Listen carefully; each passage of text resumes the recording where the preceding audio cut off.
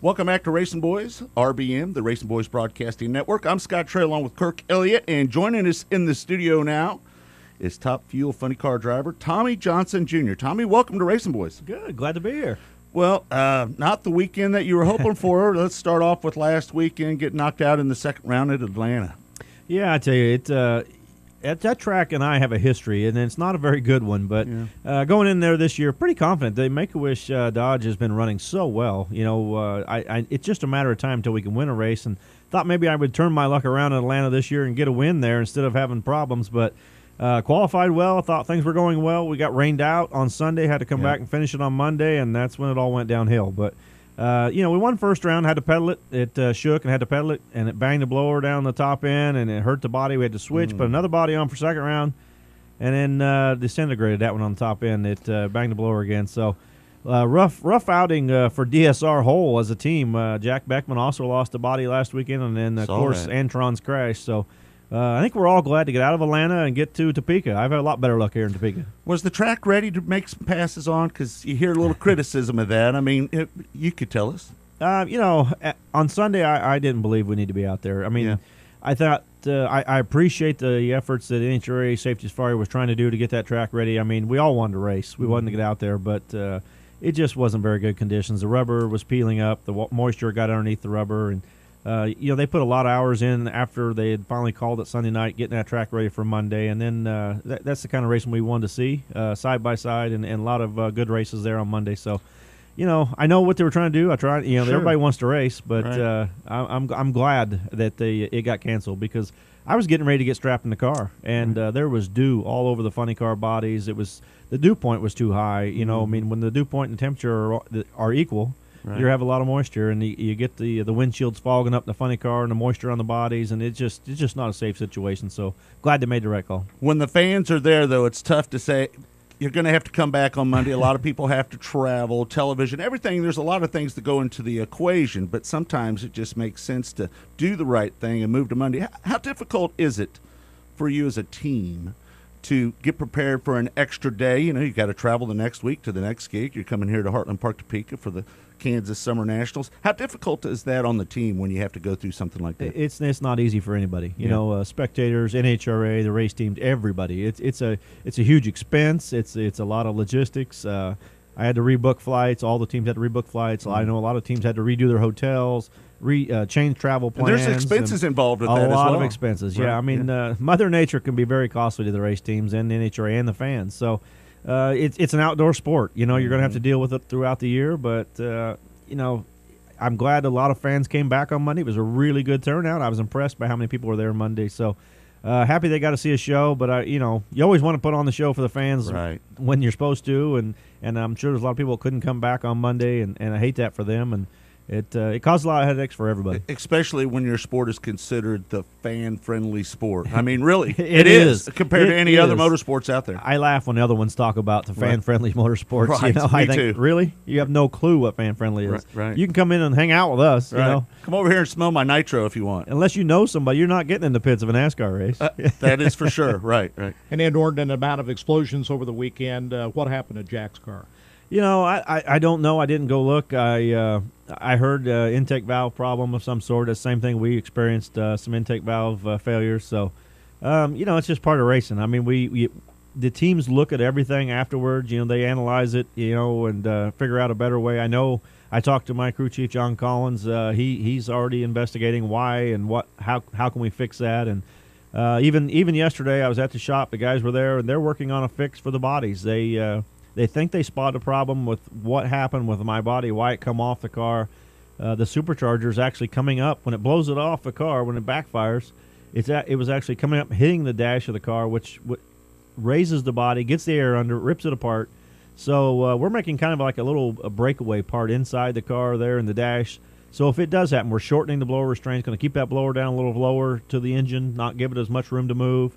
And maybe we're building like a little, I guess you would call it a little burst panel in the dash. It would actually, instead of moving the entire body up, it would break this panel out in there instead. So just giving a little more room, trying to give it a little more area that it can let that pressure out so it doesn't lift the bodies off.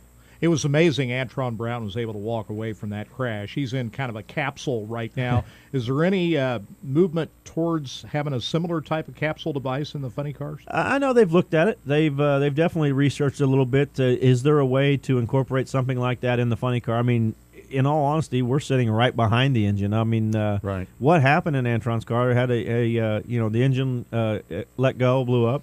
A part off the engine got in the rear tires and started that crash. So, as a funny car driver, you're sitting right behind that. The part's coming back at you instead of the rear tires. So, also the rear tires. But it wouldn't be a bad thing if they could figure out, a capsule of some sort for a funny car. But I can tell you this: if I was driving a dragster, I would want one of those. Let me just chime in. What about like a wheel well or some kind of skirting that would go over the tire in front of the tire, so when it like spits a rod out or something and it doesn't penetrate the tire? I mean, it'd probably look odd.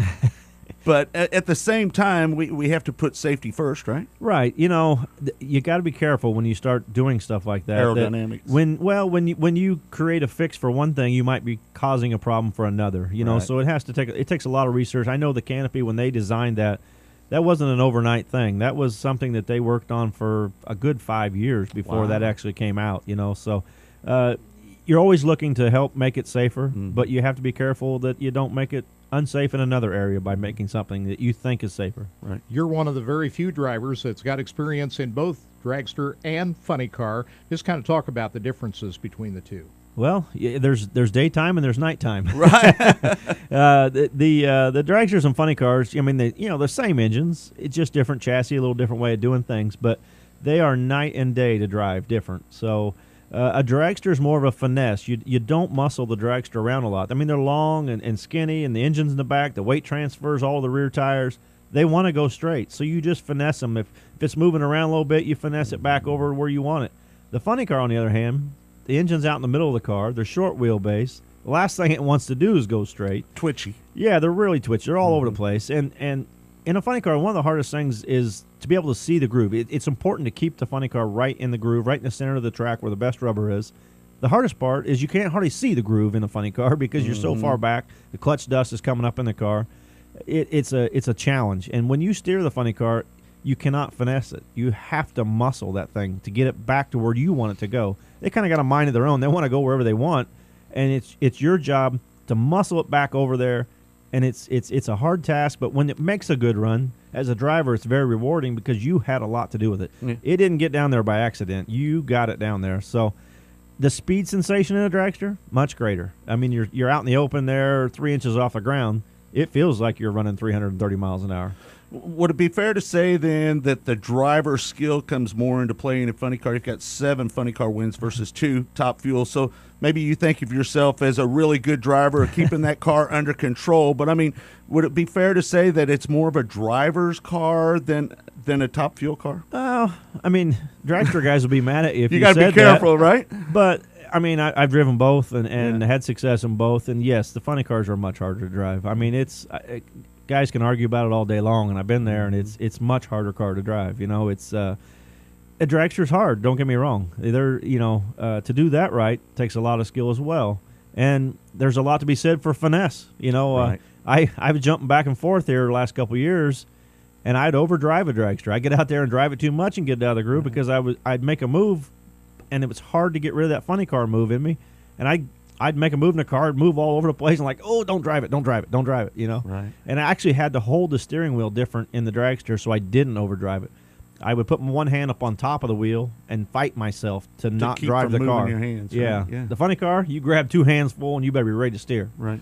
You got to feel like you're coming home to Heartland Park Topeka. You got a lot of memories over there. I know you haven't won over there yet, but I remember you running fast over there many years ago when the track was brand new. Yeah, I mean, being from Iowa, I think going about 4 hours from here, it's kind of nice to come home. A lot of friends come down from Iowa. See a lot of people you've got to know over the years here, and a lot of good memories at this track. Got my 4-second ring. One of the first 16 people to ever run under 5 seconds in a quarter of a mile in the Top Fuel car, and very good, memories there. Got runner-up in funny car. My very first year in funny car here, driving for Joe Gibbs. Got runner-up in that car against John Forrest. So a lot of good times here in Topeka. My sister even won this race in Super Comp years ago. So it's almost like coming home for me. A lot of people talk about Heartland Park when they talk about Heartland Park wind. Kirk's from Iowa, by the way, Mount Airy, Iowa. So we've got a couple guys from Iowa. But the wind is usually a little treacherous up at Heartland Park Topeka, isn't it? I don't think I've ever been here where there wasn't wind. So it's something you deal with. Most of the time, it's a headwind here. It wouldn't bother me a bit if it turned around and be a tailwind, but usually a headwind. It's much easier to navigate a headwind than it is a crosswind. The grandstands, and then the wind comes. You go past those grandstands and the wind's blowing sideways. It can be a handful. So it's never been a real big problem here, but when you come out of the tunnel in the tower there, it feels like a wind tunnel right there.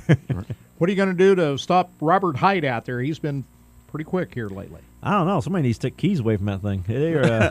He and Jimmy Prock are running really well. You just hope, the playoff type scenario we have in the point systems, you try to tell yourself, it's okay, they're going to reset it all at the end of the year as long as we're in top 10. But you hope that they find struggle. These cars are so temperamental, and it's clutch disc driven. With these cars, the power they make, but we got to get it put to the ground. And one of the key factors is clutch disc. And every batch you get is a little different.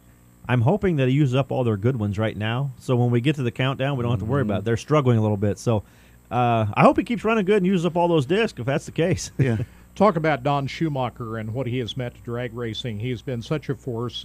Multiple cars you're driving for him right now. Just talk about the teamwork that you have with people like Ron Capps and how that all is at play and how Don Schumacher has been able to keep that all going. Well, it's a very first-class organization. Don runs a really neat race team. He's a great businessman, and he approached drag racing as a business. And 7 teams, 4 funny cars, 3 dragsters. When you come to our facility in Brownsburg, Indiana, it's easy to see why the performance level is so high. I mean, the resources we have and the equipment that he's provided for us to use is pretty phenomenal. And when I was trying to get back behind the wheel, get a full-time ride again, you want a good ride. You want to be at one of the super teams, and this is about as good as you can get right here. I mean, when you get that phone call, that's a pretty good one, right? Yeah, I tell you what, Terry Chandler, a great lady who's funding the whole deal for us this year, she's putting up all the money for it. She's donating the space to Make-A-Wish to raise awareness for them. They're not paying a dime. There's no donation money whatsoever coming from Make-A-Wish. This is all free to them. So to drive that car and represent such a great company and to have her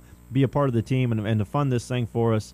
She's a great lady. She loves racing. And Johnny Gray's sister, he and Johnny drove this car last year. She wanted to continue to race. So she's putting up the money to run this car. And this year, this is her deal. Her and Don worked a deal, and we got Make-A-Wish on there with Don Schumacher Racing and Terry. I mean, it doesn't get any better than that for me. Right. And Johnny Gray's the defending that this car won here last year. I saw that. I pressure. I saw that. I forgot about it, and Right. That was good to know. That this great team. I kind of inherited Johnny's team. Was the new driver, and we've got a couple new guys on the team, and it's just kind of continued the success that they had last year. We're going to see if we can't keep that going. I mean, we've qualified tremendously. It's just we need to parlay that onto a great race day, and we're so close. It's running really, really good. We just need to put 4 of those together on a Sunday. Well, good luck to you this weekend up at Heartland Park Topeka, the Kansas Nationals. I'm sure that you're going to have a good run up there. No pressure again. You've got to back up what they did last year, but good luck to you, Tommy. I appreciate it. Looking forward to it. It's always nice to come home. Always a great race out here, and it's a great facility, one of the better ones we go to all year. So looking forward to seeing everybody kind of from the Midwest back home again here, and invite everybody to come out and say hi. All right. Well, that's Tommy Johnson Jr. We'll be back with more here on Racing Boys in Moments. Stay tuned.